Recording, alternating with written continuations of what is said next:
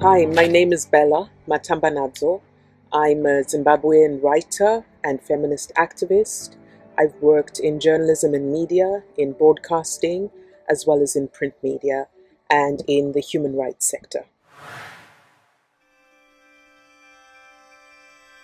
Well, human rights defenders can use storytelling as a mechanism to actually acquire justice, because so many of the stories that affect and represent human rights defenders are falsehoods. In many instances, human rights defenders have been accused of crimes that they have not committed. In many instances, human rights defenders have been called out by repressive states and authoritarian governments.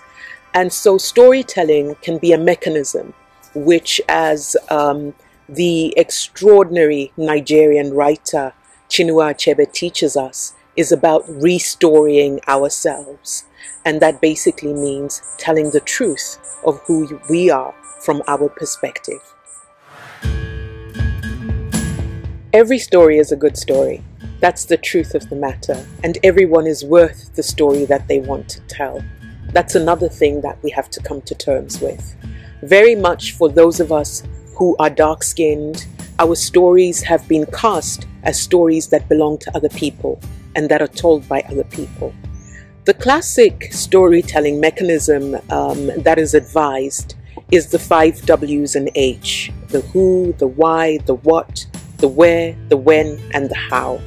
But you can always play around with that. You can always color outside of the lines.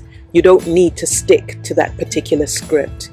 You can choose to tell your story in a way that is compelling, that is relatable to other people, and particularly an audience, and also in a way that elicits empathy from your audience. You can also tell your story in a way that is edgy, that challenges normal narratives of telling stories, by choosing to tell your story according to your own truth. In human rights work, you don't have to stick to a story that is written on paper as a hardcore report in the English language. You can use a storytelling format that uses traditional methods of telling stories that are very African in nature and that are very oral in tradition. So you can use music, you can either play an instrument or you can sing. And the lyrics can convey the message. You can also paint, you can write poetry, you can perform on stage. There are many options to choose how to tell a story. It's really up to you what you prefer, what you're most comfortable with, and what you would like your audience to always have in terms of accessing. Because we always have to think, when we are creating our stories from a Southern African perspective, how will I share the story with my audience? Will they be in close proximity to me? Or will I be sending it via a third-party medium, such as a television station or a radio? Well, in an ideal world, the storyteller should be yourself. You should be the custodian of your intellectual property and be the one who is in full control of how you tell your story and the way in which you choose to tell your story. And by that I mean, do you choose to tell it in a way where you reveal everything about yourself, or where you choose to retain some of your boundaries and some of your own privacy? You can also, in situations where it's more difficult for you as the individual affected by the story to tell the story, where it's dangerous for you to be in front of a camera or on a radio station, and this really happens a lot to human rights defenders. We often can't tell our own stories. So we can work in and through the medium of trusted allies, people who we know are on our side, and people who we know are doing it for the right reasons, not for their own glory or aggrandizement, but rather because they are the appropriate storytellers.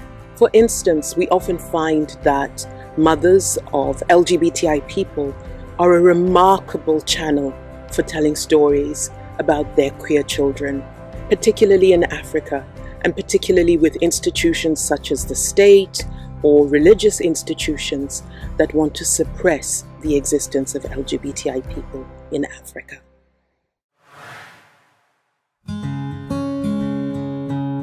Learn what works best for you, when it's ideal for you to tell your story, and tell your story in a way where you are your first best critic, right?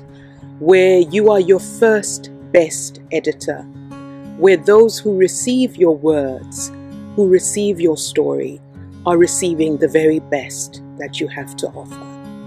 And you don't always have to yield to the editorial requirements of those who are receiving your story. You can really stand your ground and say, it's my story. I will tell it the way I want to tell it. And for this, we always find inspiration from Toni Morrison, who told the stories that she wanted to read. And that's what storytelling really is about. Telling the stories that you feel are important to you, your identity, and the things that you are most interested in and affected by.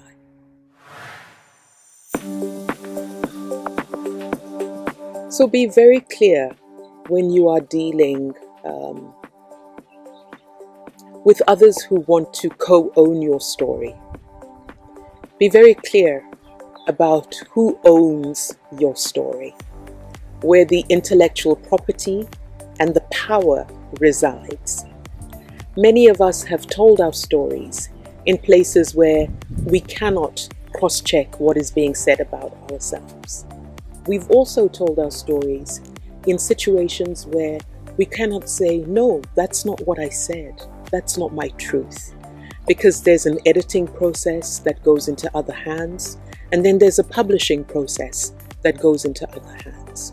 So make sure you are very clear about retaining your own power when it comes to owning, really genuinely owning your story and your ability to keep retelling it and retelling it in the way that you want to, and with the dynamism that comes with the shifts and changes that happen in your life over time.